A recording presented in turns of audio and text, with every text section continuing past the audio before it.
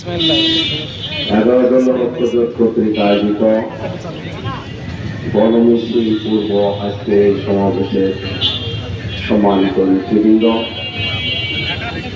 11 জন ঐক্যজোটের সুযোগ্য নেতৃবৃন্দ, গণমাধ্যম কর্মী ভাইয়েরা, সম্মানিত দেশবাসী, আইন শৃঙ্খলায় নিয়োজিত যশোরের বিভিন্ন বাহিনী আছেন, সবাই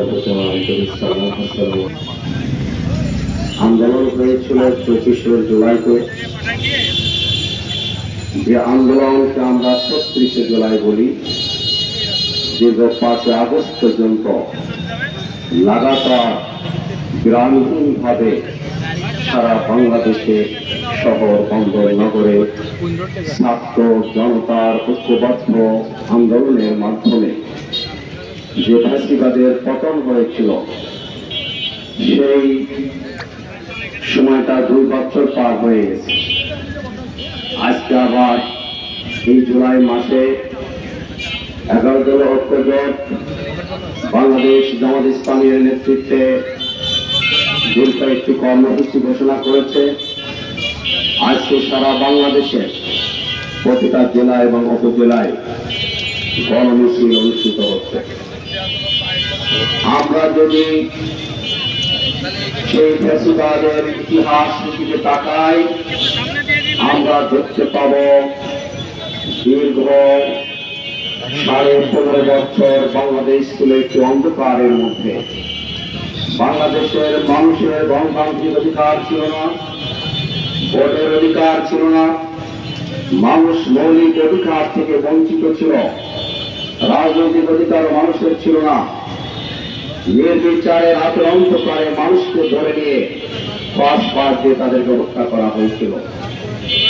হাজার হাজার নেতা কর্মীদেরকে তারা হত্যা করেছিল আওয়ামী ফ্যাসিবাদ। বাংলাদেশে জামাত ইসলামীকে শূন্য করার জন্য জামাতের শীর্ষ পর্যায়ের 11 জন নেতাকে তারা হত্যা করেছিল। কারাগারের মধ্যে পরিকল্পিতভাবে মিথ্যা মামলায় জড়িয়ে আমাদের প্রিয় নেতৃবৃন্দকে তারা হত্যা করেছে। আমরা দেখেছি 28 অক্টোবর ঢাকার রাজপথে কিভাবে মানুষকে সাপের মতো পিটিয়ে হত্যা করে লাশের পরে তারা নিহত করেছিল। আমরা পিলখানার হত্যাকাণ্ড দেখেছি। বাংলাদেশের দেশপ্রেমিক সরকার সেনাবাহিনীর অফিসারদেরকে কি নির্মমভাবে পরিকল্পিতভাবে পিলখানার মধ্যে তারা হত্যা করেছিল। আমরা দেখেছি হেফাজতের সেই ঘটনা, যেখানে শত শত আলেমকে নির্মমভাবে গুলি করে সেখানে হত্যা করে রাজপথ তারা রঞ্জিত করেছিল। এই হত্যাকাণ্ড, এই গণতান্ত্রিক অধিকার হরণের কারণে এদেশের মানুষের মধ্যে যে ক্ষোভ সৃষ্টি হয়েছিল, তার বহিঃপ্রকাশ ছিল 24-এর গণবিপ্লব।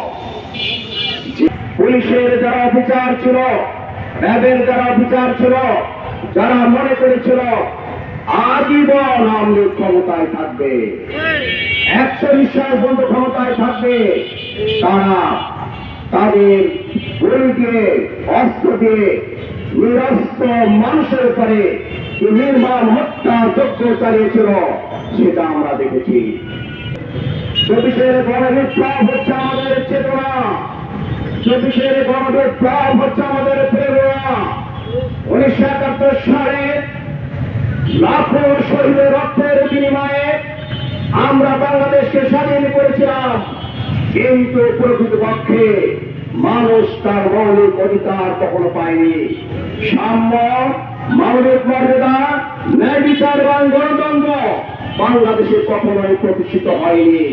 যার কারণে বাংলাদেশে স্বৈরাচারের বিরুদ্ধে, ফ্যাসিবাদের বিরুদ্ধে এদেশের জনগণ বারবার ঐক্যবদ্ধ আন্দোলন করেছে। আমরা তাই বলেছি, 24-এর গণবিপ্লবের মাধ্যমে আমরা প্রকৃত স্বাধীনতার জন্য, মানুষের মৌলিক অধিকার প্রতিষ্ঠার জন্য, ইনসাফভিত্তিক ন্যায় নীতিভিত্তিক বৈষম্য মানবিক সমাজ প্রতিষ্ঠার জন্য আন্দোলন হয়েছিল।